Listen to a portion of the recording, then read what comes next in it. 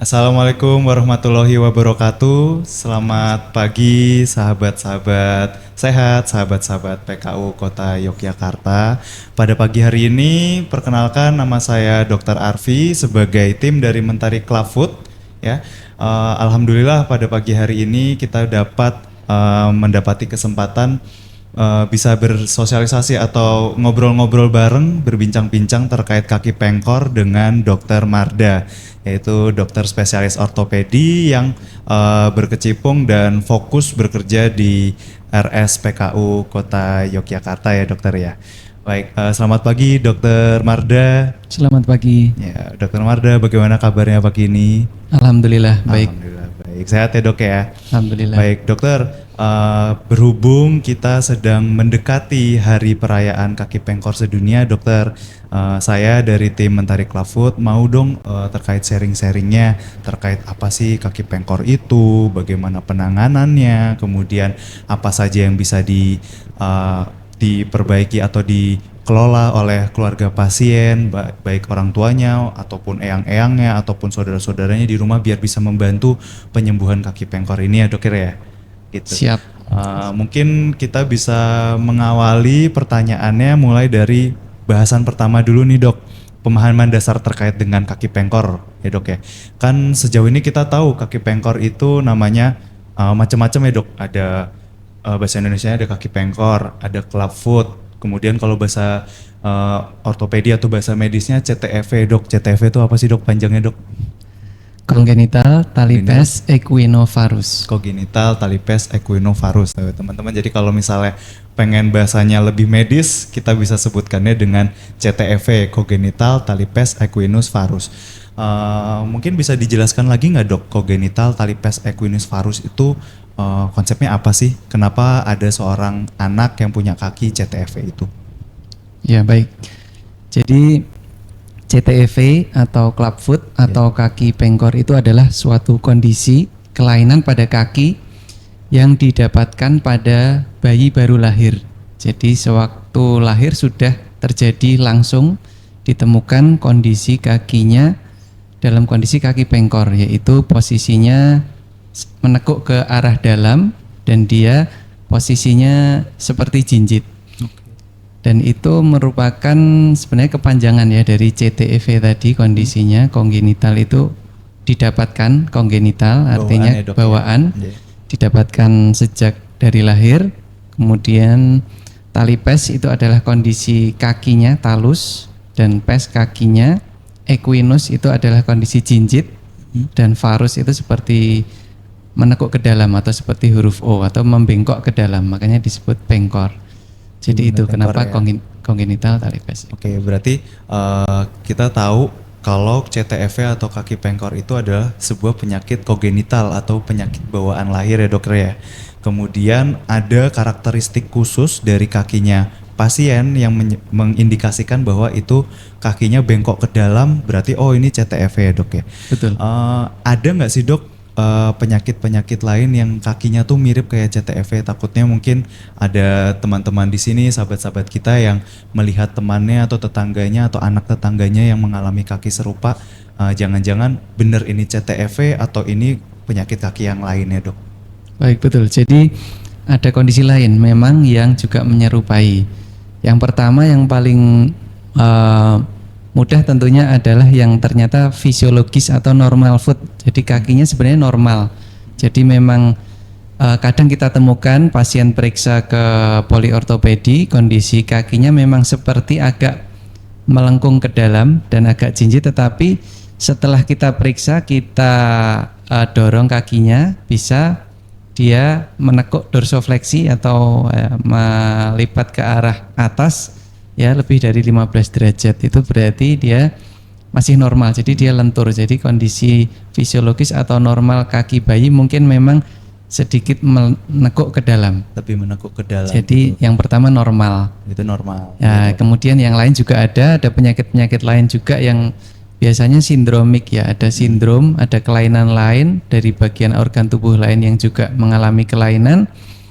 Ya, banyak ya, ada artrogriposis kongenital dan lain-lain yang juga menyerupai dengan CTV ini, tetapi nanti penanganannya sangat berbeda. Beda ya dok ya? Iya, ada juga vertikal talus ya dan beberapa penyakit yang lain. Intinya perlu pemeriksaan lebih lanjut, tidak serta-merta juga bayi yang kakinya seperti pengkor lalu diagnosisnya pasti CTV atau juga pakai belum pengkor tentu. ya. Iya. Baik, siap. Terima kasih dokter. Tadi kan dokter Marda menyebutkan bahwa ini penyakit yang bawaan ya sejak lahir. Berarti bayi-bayi yang sudah lahir itu sudah pasti akan mudah dilihat ya dok ya kakinya bahwa pengkor. Iya, betul sekali. Itu biasanya lebih sering di kanan kiri atau dua-duanya atau gimana dok? Bisa dikatakan di literatur itu sekitar 50% memang bilateral. Bilateral. Tetapi- Dua-duanya berarti ya dok? Dua-duanya, tetapi berarti juga 50-50 ya, bisa juga unilateral atau satu sisi saja, bisa bilateral, bisa unilateral. Baik dokter. Biasanya nih dok, dari pengalamannya dokter, siapa sih yang bisa segera mendeteksi, oh ini kayaknya kakinya bermasalah nih, tidak perlu sampai penegakan diagnosis, tapi kayak, oh kayaknya kakinya harus dikonsultasikan ke dokter tulang, dokter orto, atau mungkin ke dokter anak untuk menanyakan kondisi kaki ini, biasanya siapa ya dok ya? Biasanya yang mendeteksi dini adalah tenaga kesehatan yang membantu proses Lahiran ya? lahiran ya. Biasanya paling sering dari dokter anak atau mungkin dari bidan juga, bisa juga dari dokter kandungan yang membantu kelahiran. Baik, berarti- Meskipun tidak menutup kemungkinan kalau keluarga juga tahu, itu juga ada juga yang bisa iya mengira-ira kemudian nanti memeriksakan Baik. dilanjut. Baik, berarti pasien baru lahir, kalau kondisinya agak berat itu bisa langsung segera dilihat, kemudian langsung dilakukan perujukan hingga ke dokter ortopedi tulang untuk terkait penanganannya ya dok ya. Nah, sekarang saya mau tanya lagi nih dok, terkait dengan penanganan kaki pengkor ini. Selama ini dokter Marda, pasien-pasien yang mengalami kaki pengkor itu cara penanganannya seperti apa sih dok? Apakah ada tata cara khususnya? Apakah ada pengobatan yang spesial yang membedakan dengan, kan kalau patah tulang pasti kita operasi, kemudian dipasang pen atau mungkin ditarik dan posisi yang lain-lain yang pasti dokter Marda sebagai dokter ortopedi lebih jago daripada saya ini dok. Gimana dok? Monggo dok bisa diceritakan. Ya, jadi penanganan CTEV ini sangat penting, sangat dipengaruhi oleh deteksi dini tadi. Makanya sangat penting tadi deteksi dini dari penyakit CTV ini atau kaki pengkor. Semakin awal diketahui, maka penanganannya akan insya Allah lebih mudah dan hasilnya juga akan lebih baik, lebih memuaskan. Jadi pas hari pertama diketahui kaki pengkor, sebaiknya langsung dikonsultasikan ke poliklinik ortopedi atau ke dokter ortopedi.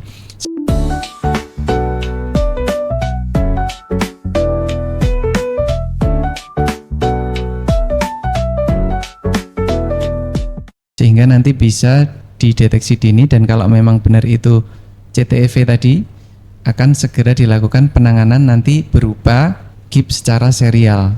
Jadi akan dilakukan proses pelurusan kaki yang pengkor tadi, akan tetapi secara bertahap atau serial, sehingga nanti tidak serta-merta kaki itu akan diluruskan, tetapi perlu tahapan-tahapan untuk mencegah komplikasi tentunya, karena kalau langsung diluruskan nanti bisa terjadi malah kakinya akan lebih bisa terjadi raker bottom foot misalkan, atau yang lainnya yang itu akan menjadi efek samping dari pengobatan. Makanya harus serial, per minggu nanti diluruskan secara bertahap dengan melakukan pengegipan, dan nanti diganti setiap pekan atau setiap minggu sekali, sehingga memang perlu kesabaran dari keluarga pasien ya untuk datang ke pusat kesehatan atau ke klinik itu selama kurang lebih mungkin pengobatan kita sebut Ponseti casting atau pengegipan yang metode Ponseti ini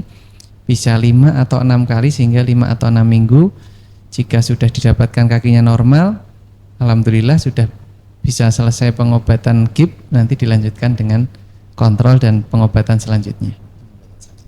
Baik dokter, kalau kita bahas terkait dengan Ponseti method ya dok ya, Mungkin dokter bisa menjelaskan lagi nih, kalau nggak salah kan dibagi menjadi 4 tahap ya dok ya. Ada yang pertama konsultasi dokter, kemudian kedua itu ada serial casting ya dok ya. Kemudian yang ketiga itu ada tanatomi dan juga yang keempat pemasangan sepatu brace khusus ya dok ya.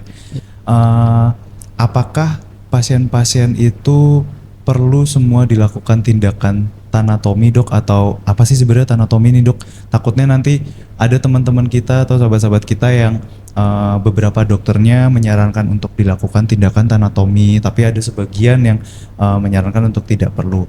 Itu bagaimana sih dok? Boleh bisa dijelaskan ke kita ndak? Baik, jadi dari 4 tahap yang disebutkan tadi sudah sangat betul.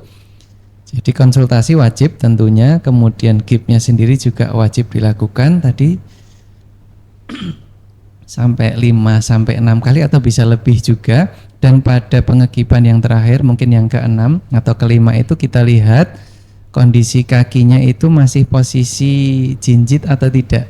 Kalau posisinya sudah normal, tadi bisa kita dorsofleksikan 15 derajat, berarti alhamdulillah sudah selesai. Jadi tinggal berlanjut ke step keempatnya, tidak usah melalui step ketiga atau tenotomi, langsung berlanjut ke step penggunaan sepatu khusus atau Dennis Brown shoes, dan mungkin fisioterapi dengan stretching dan lain sebagainya. Akan tetapi jika pada saat pengegipan yang serial mungkin ke-5 atau ke-6 masih didapatkan kakinya kondisi kaku ya, susah untuk dilakukan dorsofleksi, dan kita takut kalau kita paksakan malah akan terjadi rocker bottom foot, jadi kakinya malah akan ada kondisi yang tidak baik, sehingga kita lakukan tenotomi ya.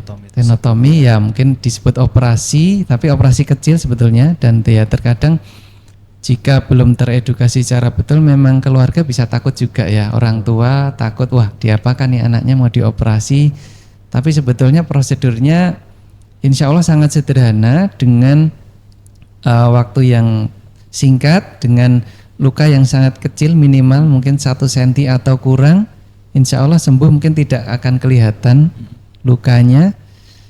Dan nanti setelah prosedur operasi itu juga akan dilanjutkan dengan pemasangan GIP dulu nanti selama 3 pekan atau 3 minggu. 3 pekan atau 3 minggu itu ya dok ya. Oke, berarti kita bisa sebut bahwa tanatomi itu tergantung kondisi pasiennya ya dokter ya. Betul. Apakah memang diperlukan kondisi tersebut penyayatan tendon itu, atau kita bisa langsung melanjutkan ke pemakaian sepatu. Iya betul sekali. Baik, berarti kembali lagi itu sebagai keputusan yang perlu dipertimbangkan dari dokter ortopedi yang menangani pasien masing-masing tersebut ya dok ya. Iya. Terkait sepatunya nih dok, sepatunya tuh apa sih dok namanya? Apa benar yang mirip-mirip seperti ini nih dok? Apakah ini benar sepatu yang khusus untuk dipakai anak-anak yang dalam pengobatan kaki pengkor itu? Kemudian kalau memang benar, ini harus dipakai berapa lama dok? Terus apakah ini akan mengganggu tumbuh kembangnya anak dok? Nah, takutnya keluarga-keluarga ada yang loh kok disuruh pakai sepatu dok, anak saya aja baru mau belajar jalan, nanti gimana mereka?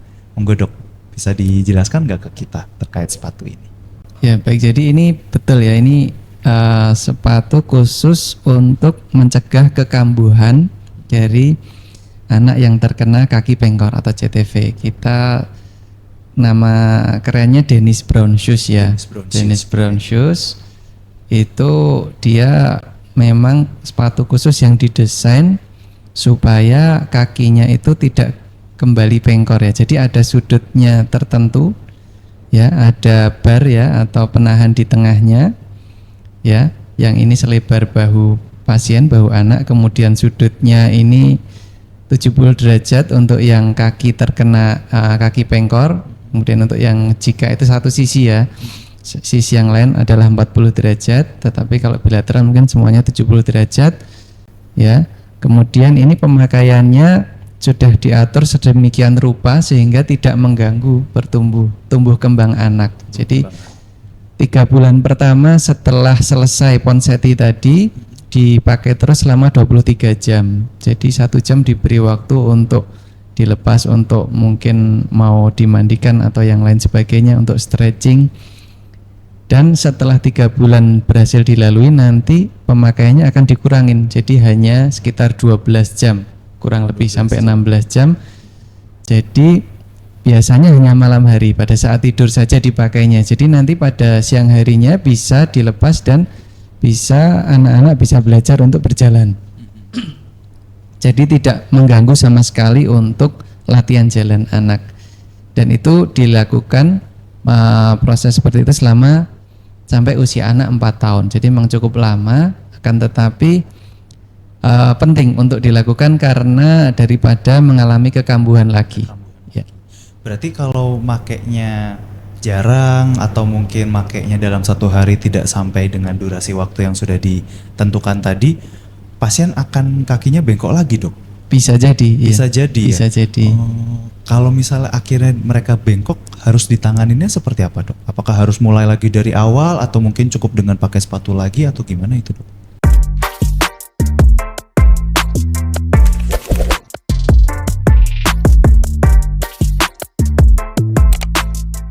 Ya harus dimulai dari awal lagi, harus ponseti lagi, ya serial lagi. Jadi cukup ya merepotkan, mending mengikuti aturan yang sudah ditetapkan ya biar semuanya berjalan lancar ya. Betul, baik. Itu salah satu take home message-nya ya teman-teman, sahabat-sahabat semua. Apabila ditemukan ada sebuah pasien dengan kondisi kaki pengkor, kemudian sudah ditangani oleh dokter ortopedi yang sudah berkompeten seperti Dokter Marda pun, untuk pasien dan keluarga pasien itu wajib untuk telaten ya, Dok ya. Menanganinya harus dengan besar hati, sabar, untuk bisa diikuti semua sesuai dengan peraturan yang sudah ditentukan sama dokter ortopedinya. Karena kalau tidak mengalami rekurensi atau relapse berulang lagi, nanti harus mulai lagi dari awal, progresnya akan mundur lagi, butuh waktu yang lebih lama lagi untuk penyembuhannya. Gitu. Dokter, kalau terkait dengan sepatu kayak gini, ini sepatu yang harus diganti-ganti tergantung, maksudnya anak kan akan tumbuh besar ya, Dok ya. Iya, Dia apakah perlu ganti sepatunya tiap berapa waktu atau ya udah cukup pakai ini aja sampai ukuran besar, nanti dia itu aja sepatunya. Ya memang harus diganti-ganti sesuai dengan tahapan pertumbuhan anak, karena tentunya kakinya akan tambah panjang, tambah besar, bahunya juga tambah lebar. Nanti ada ukuran-ukuran yang perlu disesuaikan ulang dengan anaknya. Jadi harus selalu kontrol ya, nanti jika sepatunya sudah tidak pas lagi, perlu diganti yang baru. Perlu ganti yang baru ya. Baik, mungkin mau ditambahkan ya teman-teman ya. Jadi dari Mentari Clubfoot, sebuah program yang berusaha untuk melakukan penyembuhan kaki pengkor di anak-anak, kita sudah fokus ke dalam terapi ponseti metodenya ya, Dokter Marda ya. Mulai dari kita menyediakan kesempatan untuk pasien-pasien bisa berkomunikasi dengan dokter ortopedinya, kemudian apabila nanti ternyata harus dilakukan terapi mulai dari pemakaian gips yang berulang, kita juga akan membantu melakukan pelayanan tersebut.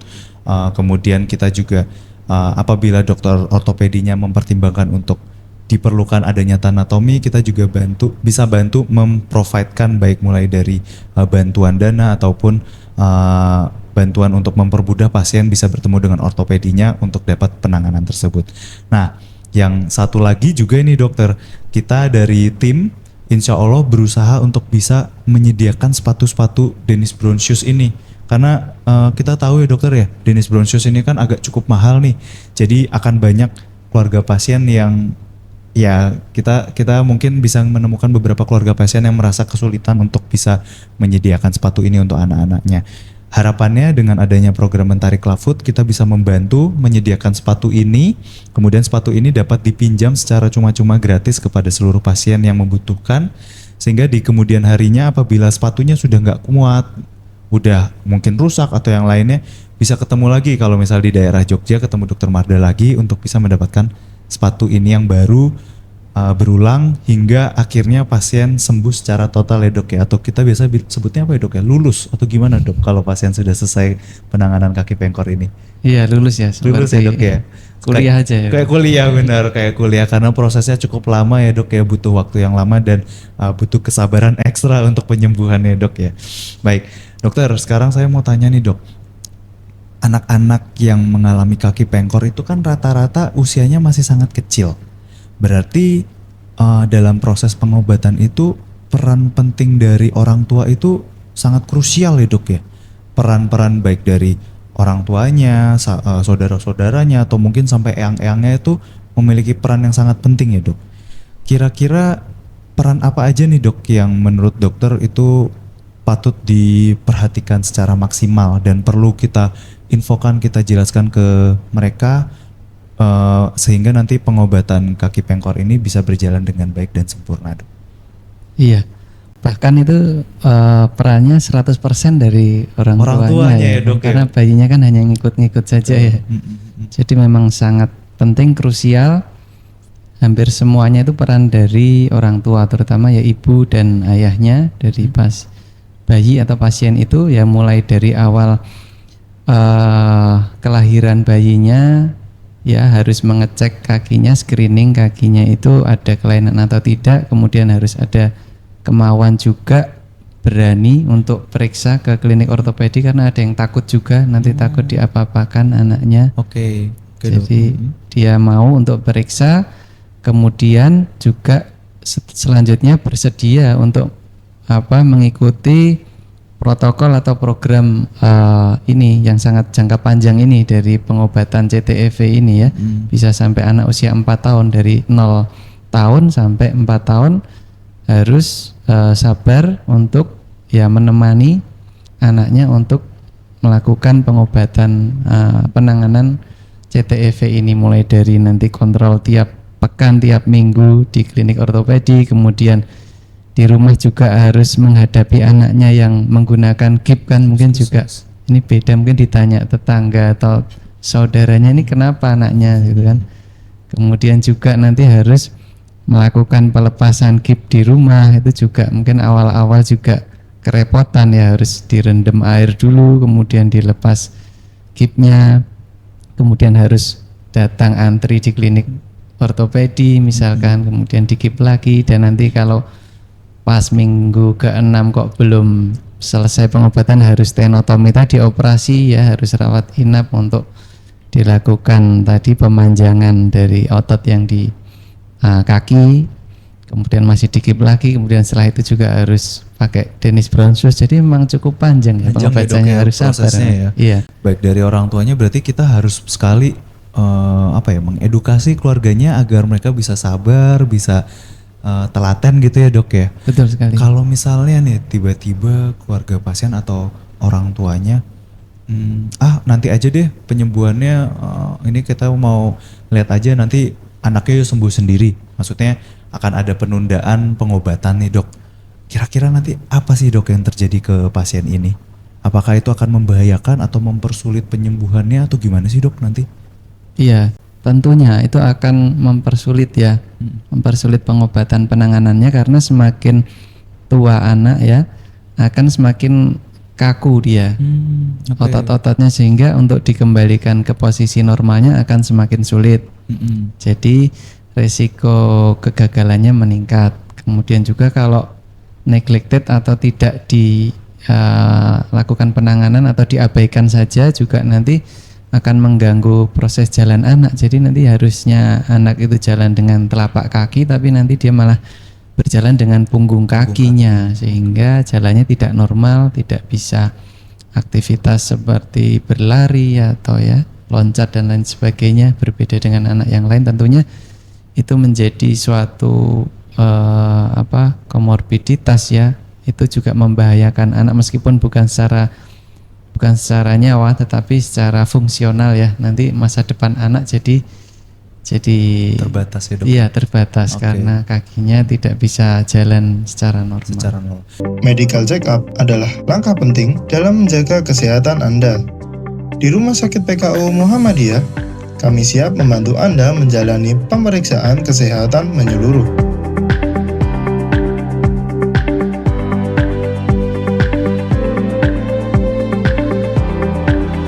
Rangkaian medical check-up kami melibatkan beberapa tahapan penting, termasuk pemeriksaan oleh dokter umum.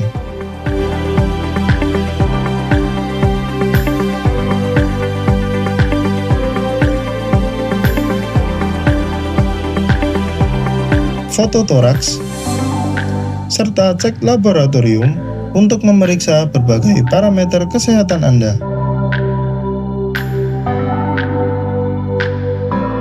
Setelah menjalani medical check-up, Anda akan menerima resum dan hasil lengkap dari pemeriksaan kesehatan Anda.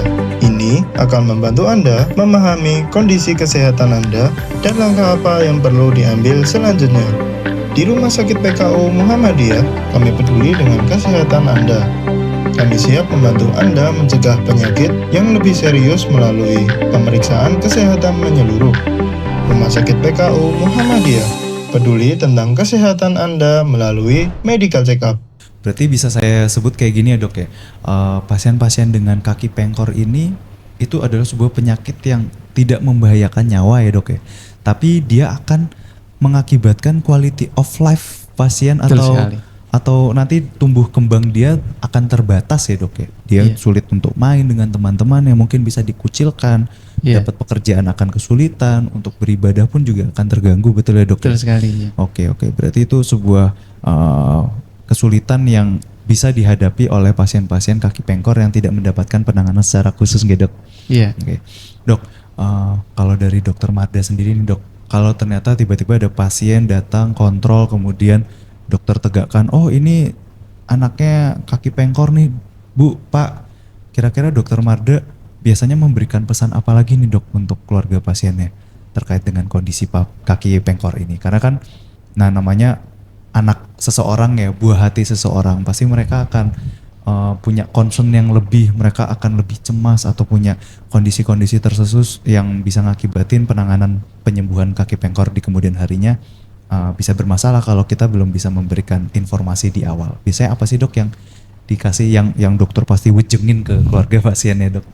Ya tentunya kita mencoba untuk menenangkan ibu keluarga pasien, ibu atau ayahnya, menyampaikan bahwa ini adalah kondisi yang cukup sering terjadi ya, 1:1000 ya, dari anak kelahiran bayi baru lahir, kemudian banyak juga yang banyak temennya lah intinya. Jadi jangan takut, jangan khawatir, dan alhamdulillah sakit ini bisa disembuhkan ya dengan penanganan yang tepat, dengan dukungan dari keluarga, bapak ibunya tentunya.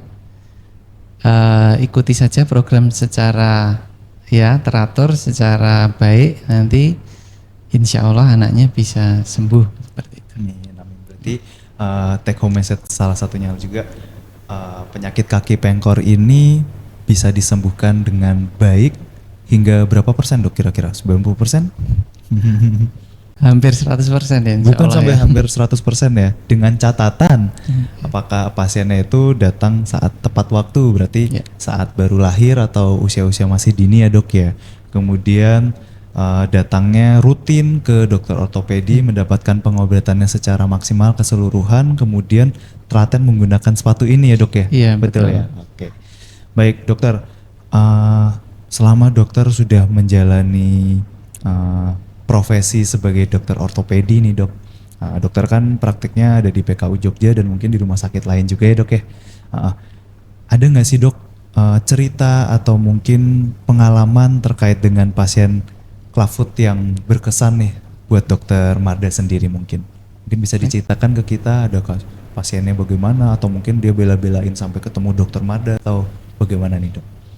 Iya ada pasien yang lokasi rumahnya memang cukup jauh, kemudian dia sudah sempat menjalani pengobatan Ponseti ini di suatu tempat pusat kesehatan tertentu, akan tetapi terputus sehingga memang lebih sulit ya penanganannya dibandingkan dengan fresh, jadi baru kita temuin. ini sudah pernah diobatin kemudian putus, jadi bayinya juga sudah agak besar. Kemudian pas kita lakukan proses-proses ponseti ya serial GIP ini, anaknya itu cukup aktif ya, sangat kuat sehingga GIP-nya itu bisa terlepas ya. Baru kali itu juga saya temuin bayi bisa melepas sendiri GIP yang kita pasang. Biasanya selama ini belum pernah ya bahkan beberapa kali dia bisa ngelepas gitu. Jadi kita agak ekstra sampai kita konsultasi juga ke senior di Sarjito seperti itu kan. Bagaimana kok bisa lepas dan sebagainya. Kemudian ya dengan perjuangan panjang juga alhamdulillah tapi bisa membaik meskipun harus tenotomi juga itu kebetulan pasiennya, tapi alhamdulillah sekarang sudah baik, sekarang stepnya sudah sampai ke yang pakai sepatu Dennis Brown. Alhamdulillah. Berarti langsung dijawab nih teman-teman ya, ternyata Dokter Marda punya cerita pasiennya yang mengalami relapse atau kekambuhan gara-gara penanganan kaki pengkornya tidak maksimal ya dok ya. Iya. Kalau boleh tahu waktu itu tuh berhentinya di bagian mana itu dok pasiennya Dokter Marda? Itu sudah GIPS 3 kalian kalau tidak salah, kurang lebih sudah 3 kali, kemudian tidak melanjutkan karena satu hal kurang tahu ya. Kemudian mau lagi tapi mungkin dari tim PKU yang juga bagus approach-nya, kemudian mau dilakukan GIPS, kemudian waktu itu juga diminta tenotomi juga masih agak mikir-mikir, terus akhirnya alhamdulillah bisa dengan approach yang bagus dan alhamdulillah kondisinya baik. Jadi baik, alhamdulillah. Berarti sebuah kebahagiaan buat kita semua juga ya dokter ya, dari pasien yang mengalami kesulitan atau kondisi yang tertentu kemudian bisa kita obati, kita tanganin, sekarang sudah ada dalam kondisi yang baik. Insya Allah semoga ini ya dok ya pasiennya bisa maksimal istiqoroh menggunakan sepatunya. Amin. Sampai selesai, sampai lulus, nanti bisa lari-lari. Siapa tahu nanti gedenya ketemu Dokter Marda, wah ini kondisi kakinya sudah bagus, udah ya pasti seneng lah ya, baik dari Dokter Marda ataupun keluarga pasiennya juga. Nah dokter, mungkin tinggal beberapa pertanyaan terakhir nih dokter. Dari Dokter Marda sendiri, kira-kira apakah Dokter Marda itu punya harapan nih dok terkait dengan peningkatan kesadaran masyarakat terkait dengan kaki pengkor?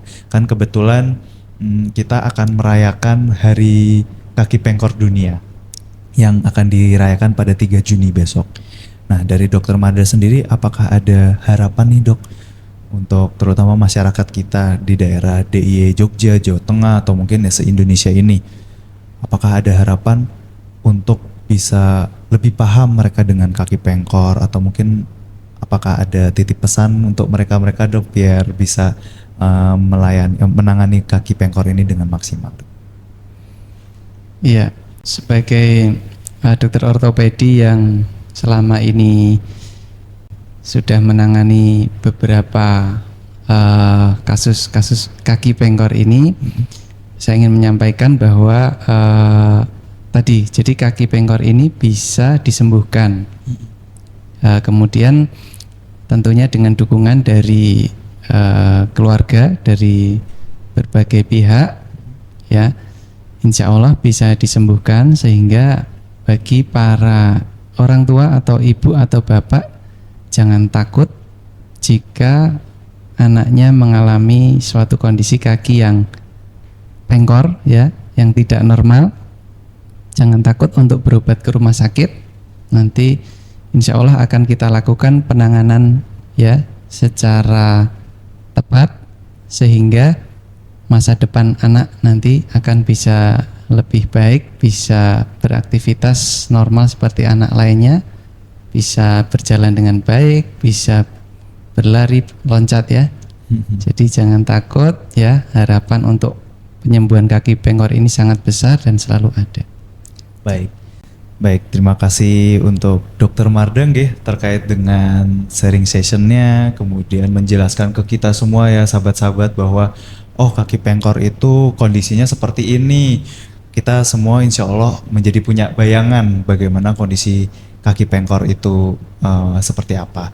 Kemudian kita semua sekarang juga tahu ya, ternyata kaki pengkor itu dapat disembuhkan dengan baik apabila kita bisa segera menanganinya dan kemudian kita bisa mengikuti proses penyembuhannya dengan maksimal ya dok ya.